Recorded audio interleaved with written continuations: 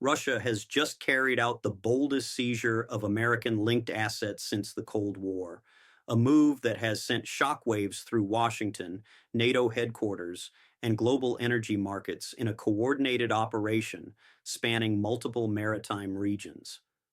Russian naval and Coast Guard forces boarded and detained a fleet of U.S. operated oil and liquefied natural gas tankers in the Black Sea. The Baltic approaches and Arctic waters, the scale of the action is staggering. 12 vessels operated by American energy companies and sailing under Allied flags were taken into Russian custody in a single day. The ships themselves are valued at more than $3 billion, while the energy cargo on board is estimated at nearly $800 million. This was not a routine maritime inspection or an isolated incident. The operation involved more than 40 Russian surface vessels, air support, and the reported deployment of submarines to deter any external interference. Within hours, the White House issued emergency statements. NATO convened crisis meetings, and energy markets reacted violently with prices spiking amid fears of wider disruption. To the public, this looks like a sudden and reckless escalation, but that surface narrative hides a far deeper and more calculated strategy. What Russia has done is not random and it is not impulsive. It is the culmination of a long chain of actions, provocations, and strategic adjustments that have been building quietly for years, largely ignored or underreported in Western media. Moscow is not merely flexing military muscle, it is signaling a fundamental shift in how it intends to confront Western pressure, moving beyond passive endurance of sanctions toward active economic countermeasures. The most unsettling aspect of this moment is not the immediate financial loss or the diplomatic fallout, but the precedent it sets. Russia is asserting that under certain legal and security justifications, it can seize strategic commercial assets of a rival power even in contested or international waters. If this logic takes hold, it does not stop with Russia and the United States. It opens the door for similar actions elsewhere from the South China Sea to the Persian Gulf, fundamentally altering how global trade and maritime security function. To understand how the world arrived at this point, it is necessary to rewind to early 2022 and the sanctions regime imposed after Russia's invasion of Ukraine. The United States and the European Union did not merely restrict trade, they attempted to isolate Russia from the core systems that underpin the global economy. Russian banks were cut off from SWIFT. Hundreds of billions of dollars in central bank reserves were frozen. Thousands of individuals and companies were sanctioned. The most consequential measure, however, came at the end of 2022 with the introduction of the oil price cap. The price cap was designed to strike at the heart of Russian state finances while avoiding a global energy shock. By limiting the price at which Russian oil could be sold and enforcing that limit through Western control of insurance and shipping services, the West sought to drain Moscow's revenue without cutting off supply entirely. From a policy perspective, it was sophisticated and carefully calibrated. From Moscow's perspective, it was economic warfare aimed at undermining the foundation of the Russian state. Since oil and gas revenues account for a massive share of the federal budget, Russia could not respond immediately. Direct retaliation risked further isolation and economic pain at a moment when the country was still adjusting to sanctions. Instead, Moscow played a longer game. Over the next 2 years, it redirected exports toward Asia, expanded pipeline infrastructure to China, increased Arctic shipping capacity, and developed financial mechanisms to bypass Western control. These were not just economic adaptations. They were strategic preparations for a world in which Russia no longer accepted Western dominance of global trade rules.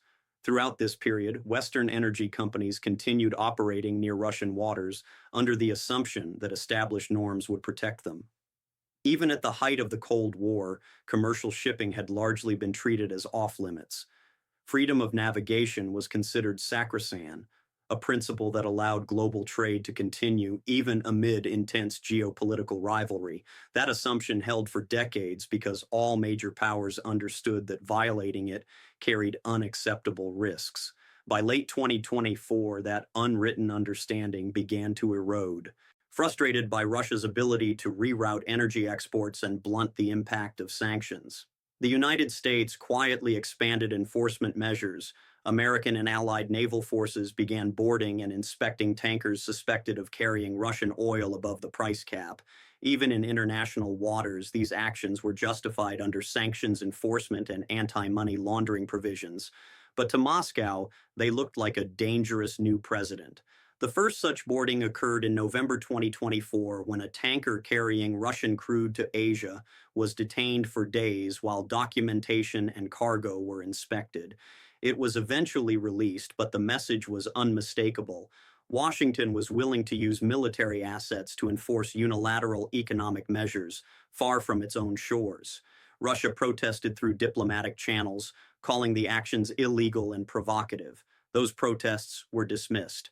By December, multiple vessels had been boarded, creating a pattern that Russian officials described as systematic harassment. From Moscow's perspective, the United States had crossed a line by turning economic sanctions into a form of maritime coercion. If American forces could board and delay Russian-linked shipping at will, the next step could be seizure or permanent detention. The risk was no longer theoretical. Then came the incident that transformed simmering tension into open confrontation. In mid-December, an American-operated tanker collided with a Russian research vessel in northern waters, killing several Russian crew members. Washington described it as an accident caused by poor visibility and navigation errors. Moscow rejected that explanation outright, demanding accountability and alleging deliberate misconduct. What followed would become the legal and political foundation for everything that came next. According to the Russian narrative, the collision was not an accident at all, but the visible tip of a much larger and more troubling pattern. Russian officials claimed that the American-operated tanker involved was not acting purely as a commercial vessel. Instead, they alleged it was equipped with advanced electronic and sonar systems capable of monitoring submarine movements and coastal defenses, effectively functioning as a dual-use intelligence platform. While such practices exist in a gray zone of international law and are not unheard of, Moscow has increasingly signaled that it views them as intolerable, especially when conducted near sensitive military areas. Russian military sources asserted that their research vessel had detected unusual electronic activity and attempted to approach the tanker to visually confirm its identity and equipment. In this version of events, the tanker altered course abruptly in an attempt to evade inspection, triggering the collision that killed Russian sailors. Whether this account reflects reality or serves as a carefully constructed justification is ultimately secondary. What matters is that it became the official position of the Russian state, repeated consistently across diplomatic, legal, and media channels. Moscow demanded that the tanker return to Russian waters for a full criminal investigation, framing the incident as negligence, resulting in death rather than a maritime accident. The United States refused, citing international law that grants jurisdiction to the vessel's flag state. When the tanker continued on its route, Russian authorities declared it a suspect vessel and announced that its crew was wanted for questioning. This legal framing was deliberate. By treating the issue as a criminal matter rather than a military dispute, Russia created a pathway for enforcement actions that could be presented as lawful rather than escalatory. Behind the scenes, Russian planners were already preparing a broader response. The collision was not the sole cause, but it provided a catalyst and a narrative anchor. For months, Russian security institutions had been debating how to respond to what they perceived as growing American assertiveness in maritime sanctions enforcement. The conclusion was that continued restraint only encouraged further pressure. If Russia wanted to deter future boardings and inspections, it needed to impose real costs. That decision crystallized in early January. Russian naval and Coast Guard units executed simultaneous operations across multiple maritime theaters. In the Black Sea, tankers carrying crude from Central Asia were intercepted and escorted to Russian ports. In northern waters, vessels transiting Arctic routes were boarded under the pretext of environmental inspections and security checks. In the Baltic approaches, additional ships were detained near choke points critical to European trade. The operations were synchronized, overwhelming, and clearly pre-planned. The official Russian statement was carefully worded. Authorities cited international maritime provisions allowing coastal states to act against vessels that threaten national security, violate environmental regulations, or engage in unauthorized surveillance.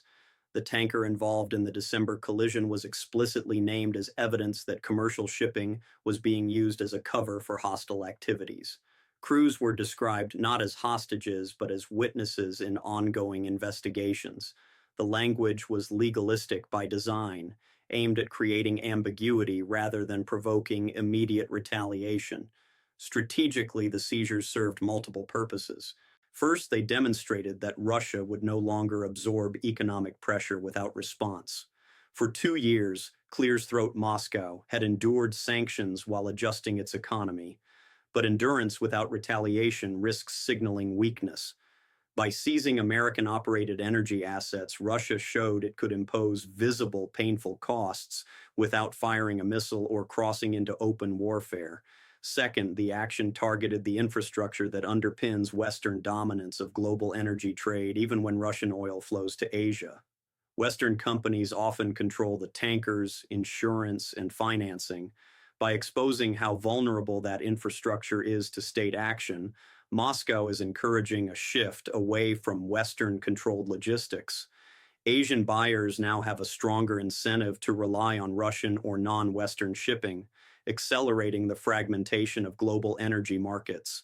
Third, the move carried powerful domestic political value. With elections approaching, the Kremlin benefits from appearing decisive and strong in the face of Western pressure. State media framed the seizures as a justified response to American aggression, reinforcing narratives of sovereignty and resistance. For Russian elites and the broader public, the operation reinforced the image of a leadership willing to defend national interests directly. There is also an international dimension that has received far less attention. Russia did not act in isolation or ignorance of global reactions. Diplomatic signals suggest that Moscow communicated its intentions to key partners in advance. While no explicit endorsements were given, the absence of condemnation from major non-Western powers was telling. Silence in this context functions as a form of tacit acceptance. For countries heavily dependent on Russian energy, the situation creates uncomfortable trade-offs. Condemning Russia risks energy security. Supporting the West risks alienating a supplier that has proven willing to act forcefully. Many have chosen ambiguity, calling for dialogue while avoiding clear alignment. This weakens the narrative that Russia stands alone against a unified international community. The most profound consequence of these events lies in the legal precedent they threaten to establish. By asserting the right to seize vessels based on security, environmental, or criminal claims, Russia is challenging long-standing assumptions about freedom of navigation. If such arguments gain traction, even partially, the implications for global shipping are enormous. Nearly every modern vessel carries electronic equipment that could be labeled surveillance. Environmental rules are broad and easily politicized. The line between lawful enforcement and economic coercion becomes dangerously thin. What is unfolding is not chaos for its own sake, but a calculated challenge to a maritime order that Russia believes no longer serves its interests. Moscow is signaling that rules written and enforced primarily by Western powers are not immutable.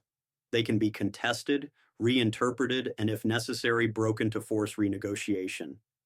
This marks a decisive shift from passive resistance to active rebalancing, one that will shape not just the current crisis, but the future of global trade and security. To understand why this escalation follows a grim internal logic, it helps to strip away moral language and examine the situation through a realist lens. In international politics, there is no global authority capable of enforcing rules equally on all states. Power, not principle, ultimately determines outcomes. When a state believes its core interests are under threat and peaceful avenues offer no relief, it seeks alternative ways to restore balance. From Moscow's perspective, that is exactly what has happened. For 2 years, Russia watched the boundaries of acceptable economic coercion expand.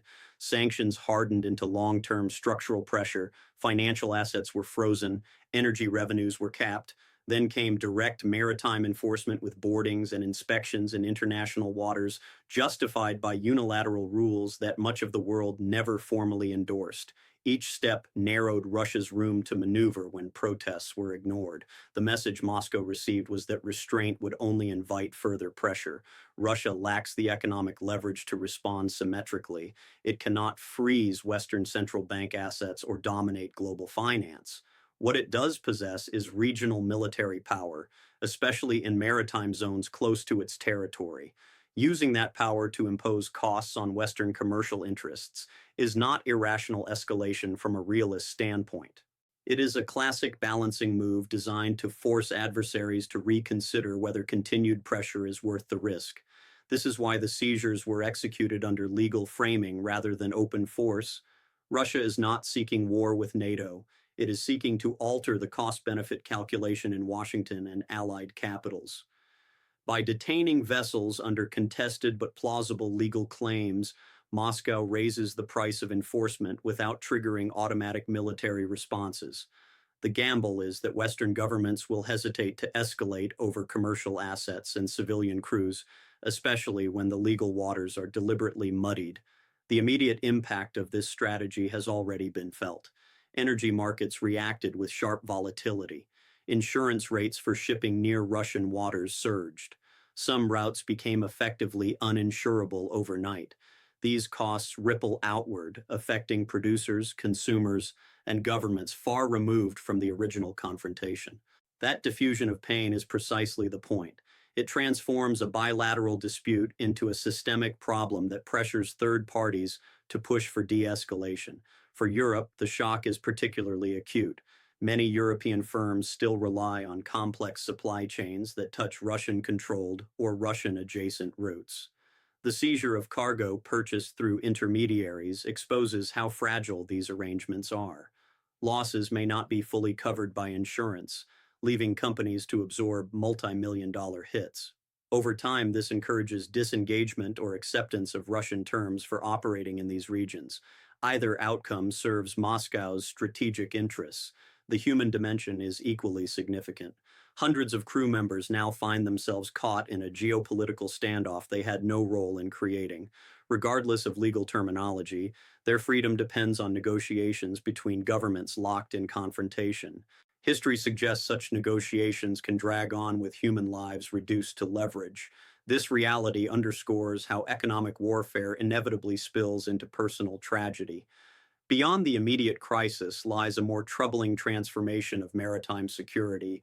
If commercial shipping becomes a routine target of state pressure, navies will be drawn ever deeper into protecting trade. Escorts, patrols, and shows of force will become standard in contested waters. This militarization raises costs and increases the risk of miscalculation. A collision or misinterpreted maneuver between naval vessels could escalate far more quickly than policymakers intend. Over time, global shipping is likely to fragment along geopolitical lines. Western companies will avoid routes near adversarial powers. Russian and Chinese firms will dominate those corridors but face restrictions elsewhere. The efficiency of global trade will suffer as routes lengthen, costs rise, and redundancy replaces optimization. What was once a seamless global system begins to resemble a patchwork of guarded corridors and contested zones. Legally, the world may enter an era of competing maritime frameworks. States aligned with Russia and China will push interpretations that limit sanction enforcement and expand coastal state authority. Western powers will defend existing norms of freedom of navigation. Without consensus, disputes will proliferate, resolved not by shared rules but by relative power and risk tolerance. For smaller states and companies, navigating this landscape becomes increasingly perilous. From this perspective, the seizures are less about anger or revenge and more about signaling. Russia is declaring that the post-Cold War assumption of uncontested Western maritime dominance is over. The rules that allowed sanctions to be enforced without reciprocal vulnerability are being challenged. Whether this leads to negotiation or entrenched confrontation depends on how other powers respond. If Western policymakers double down on enforcement without adjustment, they invite further retaliation and normalization of seizures. If they seek de-escalation, They may need to accept limits on how far economic warfare can extend into physical space. Neither path is easy. Both require acknowledging that the era of cost-free coercion is ending. What is clear is that this episode marks a turning point. Commercial shipping, once insulated from great power rivalry, is now firmly within it. The assumption that trade flows safely because everyone benefits no longer holds. Power is reasserting itself as the ultimate guarantor of access, and states are preparing to defend or deny that access with increasing boldness. Looking ahead, the consequences of this moment will not be confined to the fate of the seized vessels or the immediate diplomatic crisis. What Russia has done reshapes expectations about how far economic confrontation can go before it spills into physical control of assets. For decades, sanctions were assumed to operate in a largely abstract financial realm. Ships sailed, goods moved, and enforcement happened through banks, insurers, and paperwork. That separation has now collapsed. Economic pressure has become tangible, physical, and enforceable at sea. For the United States, this presents an uncomfortable reality. The losses involved are manageable in pure financial terms, but the strategic signal is far more damaging. American commercial power has long rested on the assumption that U.S. naval dominance ensures freedom of navigation for Allied trade. When vessels can be seized near a rival sphere of influence without immediate consequence, that assumption weakens. Adversaries elsewhere are watching closely. If Russia can do this in the Black Sea, Baltic, and Arctic, others will ask why similar tactics cannot be applied in the Persian Gulf, the Red Sea, or the South China Sea. Energy markets will continue to feel aftershocks. Even if the seized cargoes are eventually released, the perception of risk lingers. Traders price fear faster than reassurance. Higher transport costs, longer routes, and increased insurance premiums inevitably flow through to consumers. For Europe, still struggling with competitiveness and energy security, this compounds existing pressures for developing economies. It raises the cost of fuel and food, deepening global inequality. All of this stems from a single escalation that turned abstract sanctions into concrete seizures. The maritime insurance industry, often invisible to the public, may become one of the most powerful actors shaping outcomes. Insurers determine which routes are viable. If they judge certain waters uninsurable, trade simply stops, regardless of political declarations. Russia understands this leverage by introducing uncertainty. It forces insurers to reassess risk models that were built on assumptions of restraint that no longer apply. Once those models change, reversing them is slow and difficult. Strategically, Russia has also imposed a new defensive burden on the West. Protecting commercial shipping in contested waters requires escorts, surveillance, and readiness to respond. That ties down naval assets that might otherwise be deployed elsewhere. It also increases the likelihood of close encounters between rival forces, where accidents or misjudgments can escalate rapidly. Deterrence at sea is inherently fragile, dependent on professionalism and restraint under stress. At the same time, Moscow has accepted costs of its own by challenging established norms. Russia invites reciprocal actions in areas where it is vulnerable. Russian shipping and assets abroad may face greater scrutiny or seizure. Long-term trust in Russia as a predictable trading partner erodes further. Yet from the Kremlin's perspective, these costs are outweighed by the strategic necessity of breaking what it sees as an intolerable imbalance. A system where one side can enforce rules globally while the other absorbs punishment without response is in realist terms unsustainable. The deeper implication is that the international system is sliding toward a more openly transactional and coercive order. Legal arguments matter, but they matter most when backed by power. States will increasingly test boundaries, probing how far they can go without provoking catastrophic retaliation. Commercial actors will be forced to adapt, factoring geopolitics into decisions once driven purely by efficiency and profit. For policymakers, the lesson is stark. Economic warfare does not remain contained. When sanctions are enforced with military tools, they invite military responses. Escalation does not always look like missiles or troops crossing borders. Sometimes it looks like boarding ladders, legal notices, and seized cargoes. These actions can be just as destabilizing precisely because they sit in gray zones where response options are limited and ambiguous. Whether this crisis becomes a one-off shock or the beginning of a sustained pattern depends on choices made in the coming months. Negotiation could establish clearer boundaries and restore some predictability. Continued escalation could normalize the seizure of commercial assets as a routine instrument of statecraft raft. The latter path leads to a world where trade flows not according to market logic, but according to power and proximity to armed force. What is beyond doubt is that a line has been crossed. The post-Cold War maritime order, built on assumptions of uncontested freedom of navigation under Western protection, has been openly challenged. Russia has demonstrated that it is willing to use force, law, and ambiguity together to defend its interests and impose costs on adversaries. Other powers are taking note. We are entering an era where ships are no longer just carriers of goods, but instruments and targets of geopolitical pressure. In that world, safety is not guaranteed by rules alone, but by the ability to enforce them. The seizure of these vessels is not the end of a story. It is the opening chapter of a more dangerous phase in global competition, where economic rivalry and military power are inseparable and where every major trade route becomes a potential front